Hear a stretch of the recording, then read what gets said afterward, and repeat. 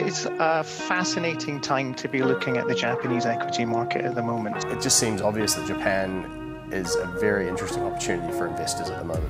You tell them about the Japanese. Well, the Japanese thing was simple. Here were 5 very, very substantial companies, understandable companies. They were sitting as a group where they were earning, we'll say 14% on what we were going to pay to buy them. They were paying decent dividends. They were going to repurchase shares in some cases. It's worked out very well so far, but we'll be in these stocks 10, 20 years. Many decades after the greatest asset bubble in financial history, the Japanese stock market might have a chance of finally breaking even. After a promising earnings season, which has been the latest catalyst for Japanese equities, Japan's benchmark index Nikkei is at its highest since August 1990, so a 33-year high. And this recent resurgence of the Japanese stock market was largely driven by what some call the perfect alignment of the interests of the government, the stock exchanges, the regulators and investors. As a result, we've seen an increase in inflows into Japanese equities from foreign investors, and even Warren Buffett himself is betting big on Japan, investing in multiple big Japanese trading houses. Despite the newly emerged interest in Japanese stocks, I would argue that they remain both undervalued and underowned, and thus may represent the perfect hunting ground for contrarian investors. So do Japanese stocks really represent a once-in-a-lifetime investment opportunity waiting in the heart of Asia? This will be the topic of today's video, and in this context we will also take a look at some very new research reports that contain a lot of interesting data points. So without further ado, let's get started.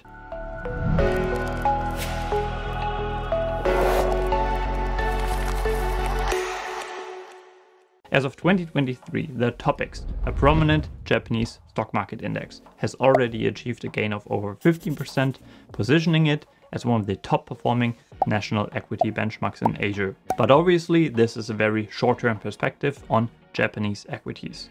If you consider the long-term outlook, the widely held belief regarding Japanese stocks is that Japan is characterized by slow growth, low profitability and low returns, primarily due to demographic challenges and an old school and shareholder unfriendly corporate culture. And this is also confirmed by the long-term development of Japanese stock markets. For instance, the performance of the Japanese Nikkei over the last 30 years is just a fraction of that of the US S&P 500 index. However, there exists a contrarian perspective that suggests significant transformations have been implemented in Japan's corporate structure, resulting in an increased profitability and a more favorable environment for shareholders. Changes that were deemed unthinkable only a few years ago. Arguably, these positive improvements have not yet been fully recognized by many foreign investors, which might give you, the intelligent investor, opportunities. So, can the current momentum of the Japanese stock market evolve into a sustainable multi-year bull market driven by policy changes and political reforms? I would argue it can, and that the Japanese stock market is currently in an incredibly exciting phase as profitability continues to improve, as investor sentiment changes, and as there are a lot of low-hanging fruits for Japanese management teams to create shareholder value. So let's take a closer look. And to do that, the video will consist of 3 chapters. First, we will examine the status quo. So what characterizes the traditional Japanese way of doing business. We will then, in a second step, explore the implications of traditional Japanese corporate governance on A, businesses' profitability, B, their capital efficiency, and C, stocks valuations. And finally, and this might be the most interesting part of the video, we will shed some light on the science of evolution that investors can identify with regard to the treatment of shareholders. So let's start with chapter number 1. During the late 1990s, Japan experienced a significant economic downturn. Financial markets were in decline, real estate prices were dropping, and stock prices were collapsing as well. Japanese companies were concerned about cash flows and burdened by excessive debt. And as a result, they were very cautious about implementing measures to enhance shareholder returns and instead prioritized accumulating cash reserves. This approach of, you can call it ultra-conservatism, led to a lost decade of economic stagnation. And in this context, one needs to mention the term Japan Inc., which is often used to describe the unique relationship between the government and the corporate sector in Japan. Japan Inc. reflects the coordinated efforts and interdependence between the government, businesses and financial institutions, and is characterized by practices such as close ties between government officials and corporate executives, significant cross-shareholding between companies, and strong relationships between corporations and their suppliers. Arguably, these corporate practices and cultural beliefs favored a broad group of stakeholders such as employees, customers and suppliers above shareholders, which can explain the abysmal returns of Japanese stocks. As the author of the December 2021 white paper titled Japan's Coming Wave of Reform writes, quote unquote, "It is critical for Japanese companies to address deeply rooted capital management, governance and sustainability issues. The numbers speak for themselves. Since the bursting of the economic bubble in the early 1990s, the total return of Japan's benchmark TOPIX index has been a mere 79%. That compares to the Euro Stoxx 600 indexes 830% and the S&P 500 indexes 2025% during the same period.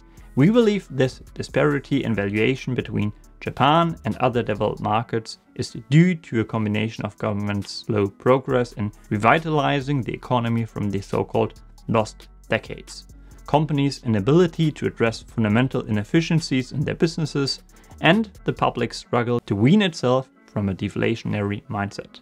In August 2021, the combined market capitalization of Google, Apple, Facebook and Amazon was some $7.5 trillion, overtaking the 6.8 trillion market value of all listed Japanese companies combined. And we can support this rather harsh criticism with some actual data.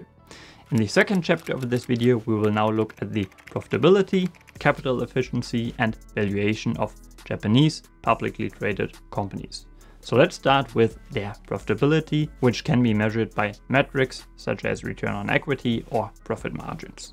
As highlighted by this chart here, Japanese stocks have been significantly less profitable than companies in other developed markets. In addition, many Japanese corporations would simply let excess cash pile up on their balance sheets and simply didn't care about realizing shareholder value by distributing or reinvesting excess profits. So as a result, their balance sheets are often bloated with low yielding cash and low returning and unproductive assets.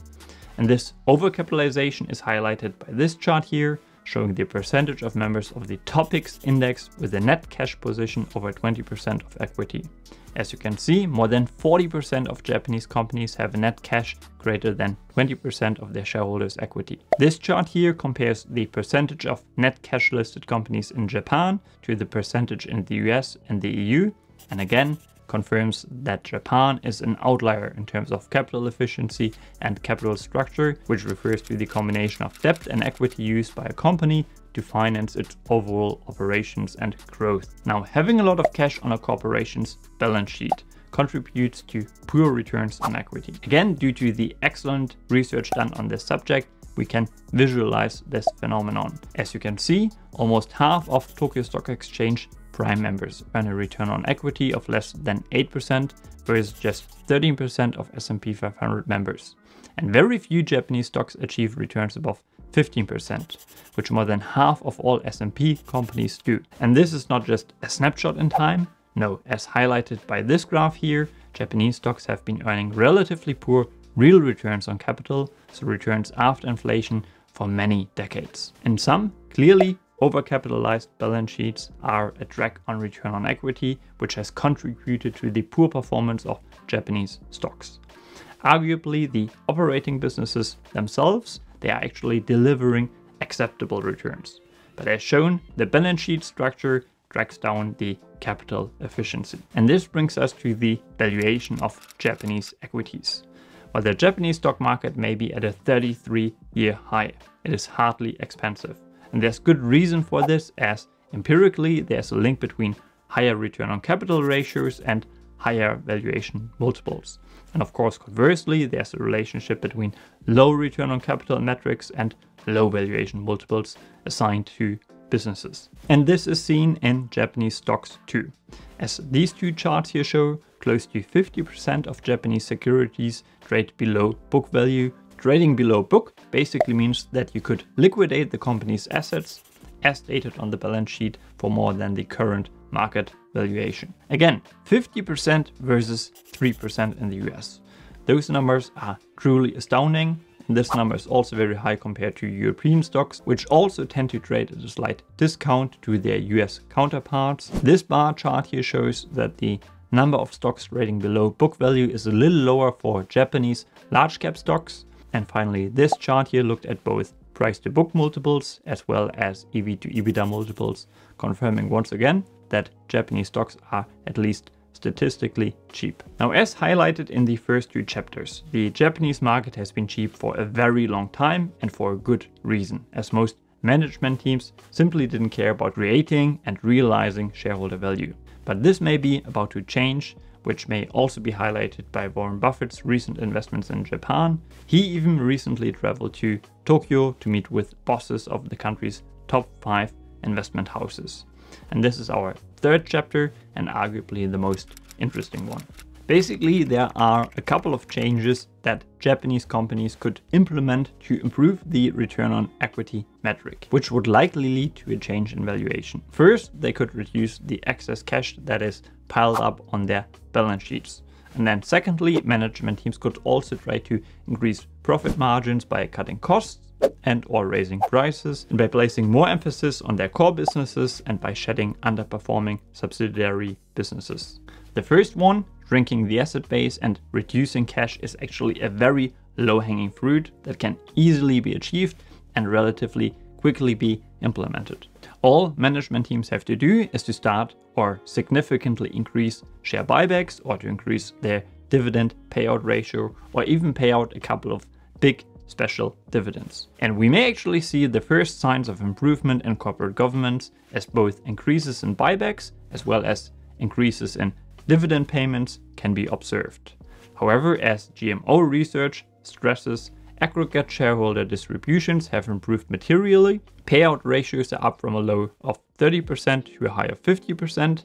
Nonetheless, distributions have not kept pace with profit and free cash flow growth, leaving balance sheets more bloated. So it seems like there's still a lot of upside, and there are various reforms both in the public and the private sector that may accelerate the change in Japanese corporate culture.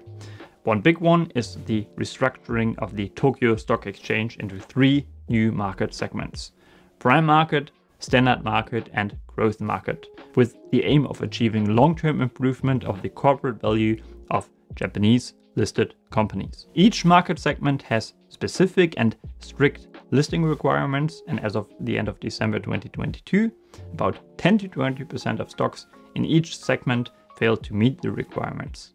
And according to the Mann Institute, quote unquote, companies that do not meet the listing criteria by March 2025 will be given a 1-year period, or else labeled as securities under supervision or facing a potential delisting. And of course, the announcement by the Tokyo Stock Exchange surprised many, as it demands from companies trading below book value to come up with specific capital improvement plans. And the footnotes of the announcement of the TSE, you can find the following part, for instance: in particular, companies with a price to book ratio consistently below 1 should be required to disclose their policies and specific initiatives for improvement. In addition, the Code of Corporate Conduct, introduced by the TSE in 2007, should be reviewed and revised as necessary to clarify the responsibilities of listed companies, such as awareness of the cost of capital and respect for shareholders' rights and protection of minority shareholders' rights.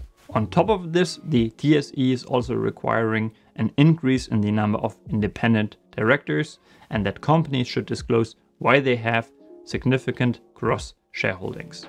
And finally, shareholder activism is another force pushing Japanese corporations to care more about creating shareholder value. To quote GMO research again, today Japan is home to the 2nd largest number of companies targeted by activist investors, with the number of annual activist events increasing. The acceptance of such activist efforts has grown materially and should continue to benefit minority shareholders. And again, there are signs that some companies have understood the message that is sent by activists, by government agencies and the TSE. It seems like managers understand that the level of profit distribution was not yet high enough and to stop accumulating excess cash on their balance sheets. According to Jamie Halls, who shared parts of a Jefferies white paper, cash levels are falling for the first time in ages. And I also came across this wonderful table on Twitter, highlighting what percentage of total shares outstanding Japanese corporations have started buying back. And this likely will have an impact on valuations assigned to these businesses, as investors realize that profits are actually distributed to shareholders, which in turn will enhance returns for shareholders. The authors of the paper, A Trojan Horse and Permanent Change by Zenor Asset Management, put it this way. From now on onwards, companies will have to return more capital to shareholders in the short run. In the medium term, stop accumulating assets, which implies much higher dividends and buybacks permanently, and in the long run, shift their business models to become less capital heavy, which is likely to raise market-wide valuations. This is also reflected in other metrics such as improved return on equity, return on invested capital, and higher EPS growth than in other markets. So it seems like Japanese stock market indices are destined to reach new highs after more than 30 years of flat returns. Clearly, not every company will transform and become a successful investment, but the stocks trading below book value in particular are destined to go higher. If you like what I do here, make sure to like the video, to leave a comment and watch one of my other videos next. Take care.